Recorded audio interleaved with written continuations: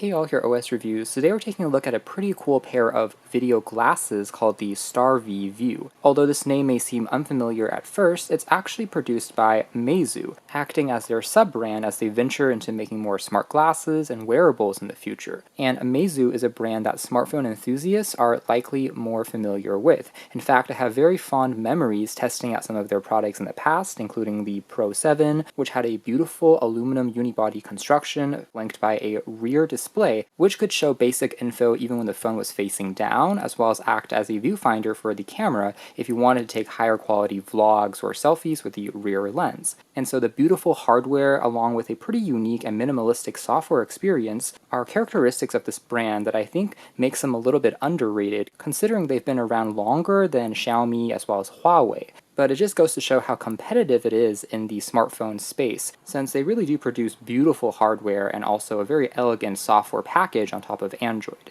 And in more recent news, a majority stake in the company was acquired by Geely, which is known for making electric cars and vehicles, which is why we didn't hear too much news from them for a little while until recently they've resurfaced and started to venture out into making more products again. So just taking a closer look at some of the specs of the View, these are dubbed as kind of AR glasses similar to what Rokids as well as xReal, TCL, and Huawei are also producing. These in particular are using Birdbath optics and have built-in diopters, meaning if you're nearsighted, you don't have to wear contacts or glasses or even prescription lens inserts. You're able to adjust the focus just by using the dial or knob on the top, which is quite convenient. It's a feature which is missing on the xReal, requiring you to purchase more expensive lens inserts, which are going to be proprietary compared to these having them built in, making it more universal. It's quite lightweight at 74 grams, and they're using Sony crafted micro OLED panels, so having good contrast, simulating a 188-inch screen, which is 6 meters in front of you.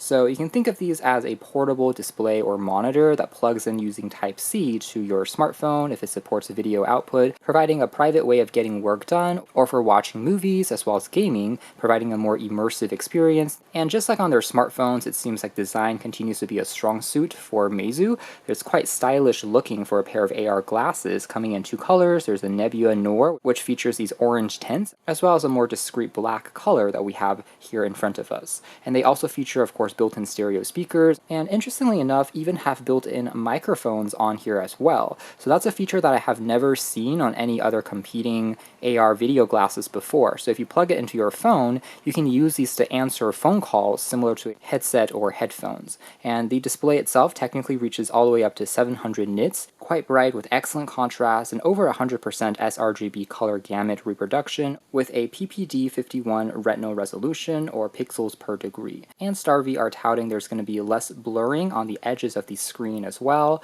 which should be improved compared to past generations and also alternatives on the market. Interestingly, there are 3 color profiles which are built into the glasses as well, either a Pro mode for enhanced text clarity, there's a Cinema mode for more true-to-life colors, and also a Night mode, which is easier on the eyes if using them in darker environments. And there is a faster refresh rate mode as well that can be supported up to 120 Hz, so it's going to be super smooth if you're connecting it to compatible devices when gaming, or if you're scrolling really quickly down web pages, there should be less blurring going on as well. And also, again, that built-in microphone claims to have some noise reduction capabilities as well when you are using it for video conferencing or calls. It's compatible with Flyme OS's desktop mode. If you have a newer Meizu smartphone, it triggers a UI called Flyme XR, presenting floating windows, and the phone has a virtual kind of laser beam that you can use to direct to different windows and icons, similar to the Apple Vision Pro. But again, if you want to trigger that UI layer, you have to be using a Meizu phone. It doesn't seem like they have a universal app on the iOS store or the Play Store for you to imitate that. Instead, if you're plugging it into other smartphones from various manufacturers, for instance, a Samsung phone will trigger the DeX mode instead. Alternatively, if you plug it into a Huawei phone, it will trigger the EMUI software, whereas on other devices from OnePlus or Sony, for instance, that don't have a desktop mode, it will just be mirroring the phone's screen, pushing that into a larger view within the glasses. So whether you have a kind of more stock experience or if you have a desktop mode, just depends on the phone that you're plugging it into, since these are essentially treated as a portable monitor or TV. And so that's why for demonstration purposes, we also tried it with a couple of of other kind of glasses accessories, including this one, which is the Homedics Pocket. It's basically a mini Android TV box with a built-in remote and battery, and of course it's also compatible with these glasses as well. And that also means if you plug it into a gaming console or a computer, it'll be just a private monitor. So it would be nice if they made that kind of Fly Me XR experience more open source and perhaps available as a download for other phones, since it can be challenging to get your hands on the latest generation of Meizu phones. Sometimes in the West you have to import them, but that would be my only gripe at this moment. I'll also mention that they are also producing another pair of glasses, which are called the StarV Air, and instead these are going to be wireless dedicated glasses similar to the Google Glass from all those years ago, or the Evan Realities G1, and they have a monochrome green colored micro LED screen, which is instead designed to just show you basic notifications, kind of like on a smartwatch or Pebble, so you can see if you get a new text coming in if you're paired to your phone via Bluetooth, be able to access instant translation as well as teleprompting capabilities, which are just floating in front of your vision in a way that looks something like this, as well as perhaps turn-by-turn navigation if you're using GPS. So these glasses do have a companion app that you can download from the store for any phone, but again, this app is currently not compatible with the display glasses that we have in front of us here, which is really just plug and play. So again, it would be nice if they built in support for both of these glasses instead of that dedicated app, but it is what it is.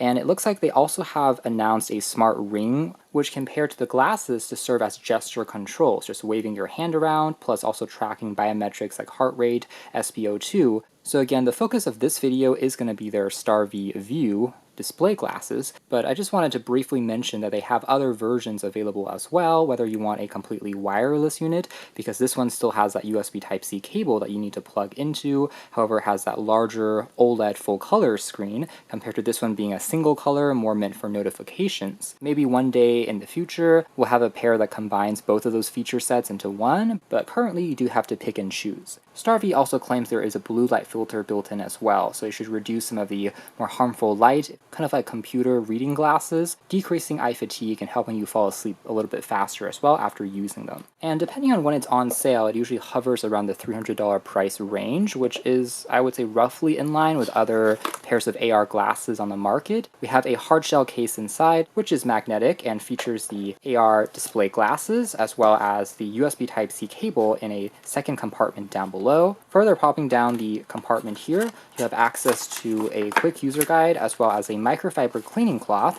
for wiping down the glasses. Design-wise, they have 15-degree range of movement on the temples or the arms, so should be slightly flexible, and that Full HD OLED panel has a 43.5-degree field of view. Now taking a closer look at the actual glasses, peeling off this protective film, we can see that it does resemble sunglasses from afar, which is slightly tinted, but you can still make out some of the components underneath. It's partially opaque, and that's why it's dubbed as AR glasses, because you can still have some degree of pass-through. In other words, the world around you, as you are consuming content, it almost feels like there's a screen just floating out there into space. It isn't completely sealed off compared to VR glasses, for example. And I like the gradient design, which gets slowly more transparent towards the bottom, a little bit more opaque towards the top. I would consider them as reasonably stylish for a pair of video glasses. And again, pretty lightweight because of the polycarbonate frame. Now we can fold them open, and again we have the 15-degree range of movement on the temples, making them a little bit more flexible. And located on the right-hand arm is where you'll find access to the controls,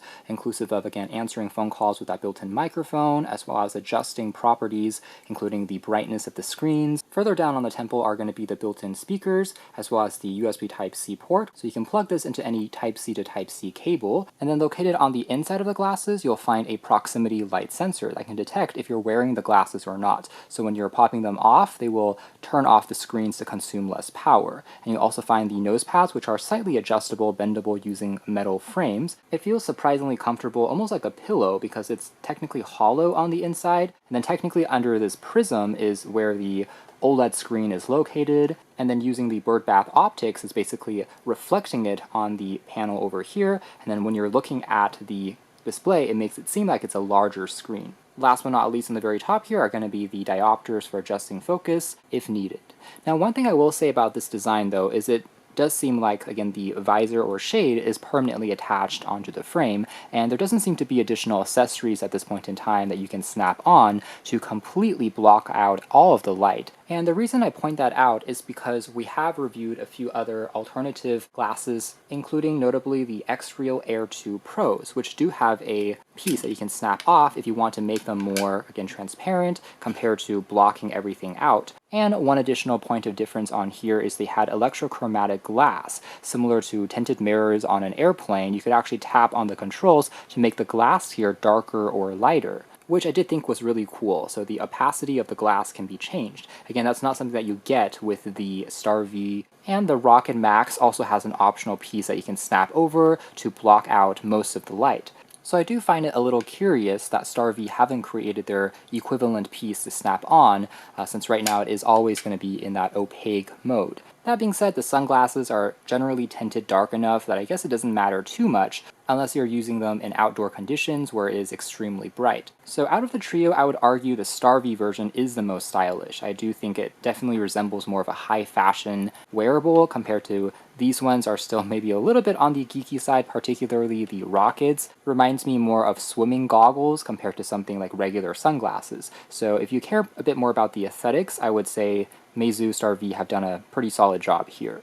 Otherwise, the build quality and dimensions are quite comparable across all three pairs, and just as a side note, I find it a little bit awkward or strange how all of these AR glass manufacturers continue to craft the hinges in a way where the arms don't really fold completely flat, versus on a normal pair of prescription glasses or sunglasses, I would expect the two hinges to be completely flat. But maybe it's due to the extra electronics, you always end up with one side of the arm kind of dangling out a little bit more on all of the designs I've seen so far. And so when you squish it back into the case, you have to apply a little bit more pressure. It is malleable, but I just wish it would fold completely shut. Once again, they are operating in very similar ways mechanically, and the xReal version here, again, does not have any built-in diopter adjustments, although the Rokid pair here do also have diopters, matching the capability of the StarV. Also briefly demonstrating what it looks like when being worn through a mannequin that I purchased here. So you can expect these glasses to look something like this. Overall, really not bad, I would say, but especially compared to VR headsets from just a couple of years ago, the weight has come down dramatically, and it's not too uncomfortable to wear this for a couple of hours of gaming. Here's also a quick profile look of the glasses on the edge. So not bad in terms of ergonomics. This is what the Rokid Max will look like instead. So they're definitely a little bit more funky or geeky, I would say, perhaps not quite as cool or obvious if you're wearing them in public, that it's not quite the same as a normal pair of glasses. And then the xReal Air 2 Pros also have slightly more oversized shape to them. Again, as with AR and VR glasses in general, it's kind of hard to show exactly what the experience is like through a camera, since inevitably some of the quality might be getting degraded and we have to film through the looking glass in a way. But I'll try my best to also describe what the experience is like, comparing it with some of those other current-gen glasses that we reviewed recently. Alright, so starting our demonstration, I plugged them into this kind of pocket Android TV box and covered up the sensor here using masking tape so that it will stop turning off. We can kind of see that the screen has now turned on, and because the glasses themselves don't have its built-in operating system, it's just a pair of OLED screens, it is basically, again, plug and play. There's no additional boot up time. Again, maybe someday in the future we'll get a completely wireless pair that has its own built-in battery, but until wireless data transmission, Chromecasting is going to be more seamless in terms of latency, it's probably still best to have a wired connection if you want the fastest frame rate for things like gaming and taking advantage of the 120Hz refresh rate of the panel. Here's a closer view if we zoom all the way into one of the micro OLED screens, and again looking quite sharp and legible even around all the corners. Colors also looking quite vibrant but still natural enough. But again, I would say this is best suited for existing games and content that you already leverage on your phone as well as computer that you just want to experience on a slightly larger, more impressive display. However, if you're expecting to leverage more AR-specific content in the form of AR games, as well as maybe AR videos, well, that's an area that's going to completely depend on the device that you're plugging it into, since it is essentially just a portable monitor. Here's just a couple more examples really illustrating the vibrancy of this OLED screen, again showing off excellent contrast when there is a black background, no pixels are being emitted, so you just get a super cinematic experience.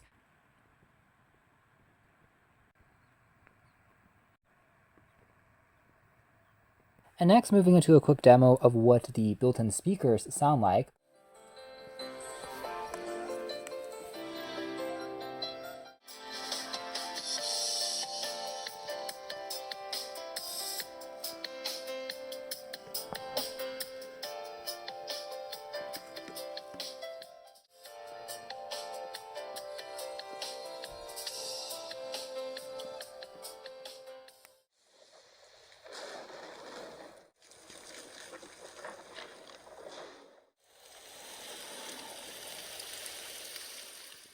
So the built-in speakers are quite good, sufficiently loud. Now because they are open headphones, you can still find a little bit of sound leakage if you're blasting it out at full volume, but in around 30 to 40% volume level, if there's a bit of background chatter, if you're on a train, subway, or on a flight, then it still isn't too easy to hear what's going on, similar to other bone conduction headphones that we've seen previously.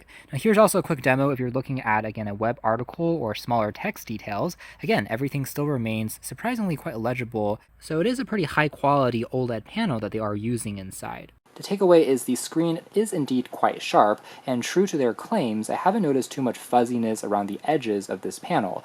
That is compared to some of the Rokids as well as xReal pairs in the past, because they tried to stretch the virtual screen size maybe a little bit too far, and so sometimes whenever you're shifting the glasses around on your nose, a part of the image might be cut off, or the, again, edges and corners might be a little bit fuzzy. But on this, I can say that I was able to comfortably see the entire image all at once, are both touting along the lines of a 200 to 250 inch virtual screen size compared to these being 188 inches. So if you are using them one after another, you'll notice that the picture here is maybe just cropped in by a slight touch more. However, that might be intentional or purposeful in order to reduce the fuzziness as well as the blurring happening around the corners on some of those larger ones that are taking it too much, maybe to the extreme, as well as the screen here honestly being already large enough, immersive enough that it felt very comfortable for consuming media as compared to any phone screen or laptop screen. And the Birdbath optics function in a way that the screen does feel convincingly a couple of feet away. As far as the heat situation is concerned, the forehead, temple regions actually remain surprisingly cool in terms of thermals. Instead, on these pair, it's the left temple region here that gets a little bit warmer, but it's still never too hot or uncomfortable, I would say. It's just a point of difference compared to on the Rokids, where the forehead region are likely where all the electronics are crammed, so it gets a little bit warmer towards the head, which actually I found to be a little less comfortable, but generally speaking, watching a movie or two with these a couple of hours, it still remained comfortable enough. Again, that is the optics of where the lens is kind of reflecting the image and making it larger, more magnified. And this is what the glasses look like when they are turned on. So if you're tilting it at just the right angle, you can still make out kind of a portion of that screen getting reflected, as you can kind of make out here, but overall it's not bad, and for the most part it still seems like a fairly private experience as you are consuming content. And as far as brightness is concerned, again, reaching over 700 nits maximum I think is plenty bright. In fact, contrary to initial expectations, often it's the brightness being a little too high that I find it to be slightly uncomfortable if viewing in a completely dark environment. At least that was my experience with the Rokids and xReals, where they often, again, go after specs like a brighter display to seem more impressive on paper, but in reality, if you're using these on a plane, or if you are in bed at night, lying down, it's darker around you. But I'm glad to say that my experience with these have actually been quite comfortable. The dimmable screen, as you can tell there, gives you sufficient variance, and the blue light filter doesn't seem to negatively impact the overall color calibration as well as the accuracy of the screen either. It doesn't feel like the entire color palette has shifted too dramatically, even in the dimmest mode, and still remains a bit more comfortable when you are using it in darker situations. So the improved low light mode I honestly think is a more significant deal here, because it just makes these more comfortable to use versus many other past generation glasses I've tried previously, which were still too bright even at their minimum setting. With that being said, I would still argue that like many of its contemporaries, they're labeling this again as a pair of AR smart glasses. And that augmented reality part is just because it has some pass-through capabilities, again since the screen isn't completely blocked off, giving you some spatial awareness. But unlike flagship AR headsets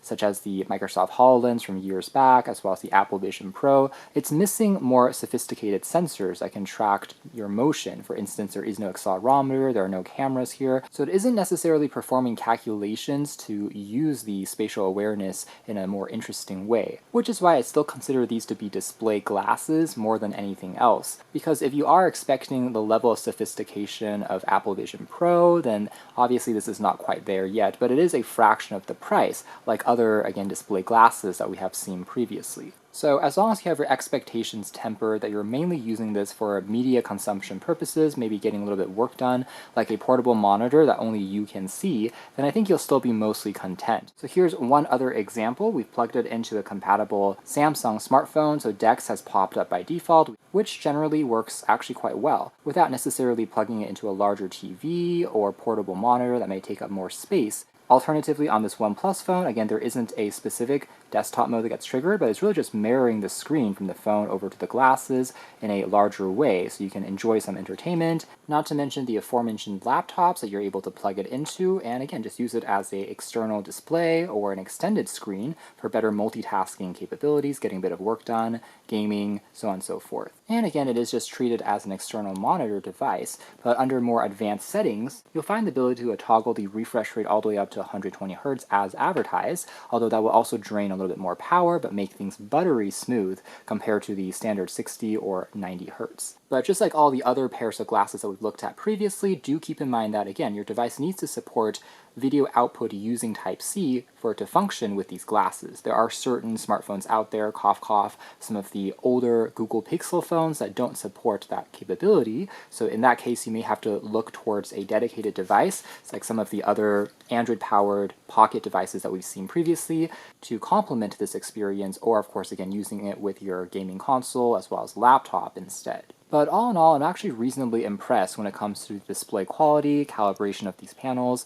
so it is cool to see that Meizu got so much right on really their first attempt, and one can only expect even more improvements down the line if they continue to iterate on these learnings with newer wearables and glasses to come. Again, competition is always good at the end of the day. This provides us with just one other alternative to consider when it comes to these portable video or display glasses. So I'm just happy more than anything that, again, Meizu is still around, and maybe a product like this signals that they're trying to take the international market more seriously as well with some of their future releases. That would be awesome to see, considering how I am a fan of this brand's smartphones from back in the day, so I do have those fond, nostalgic memories of them, similar to how I feel about brands like HTC and LG, in fact. So anyways, if you are interested in a pair of, again, AR video glasses, pretty good for entertainment, I would say the Meizu StarV variant here primarily stands out by offering slightly better styling, as well as having pretty impressive quality panels that are well calibrated from a color saturation perspective and having minimal distortion along the edges as advertised. It is also extremely comfortable to wear and has plenty of adjustability, with the built-in diopters being a huge plus if wearing glasses in the normal day-to-day.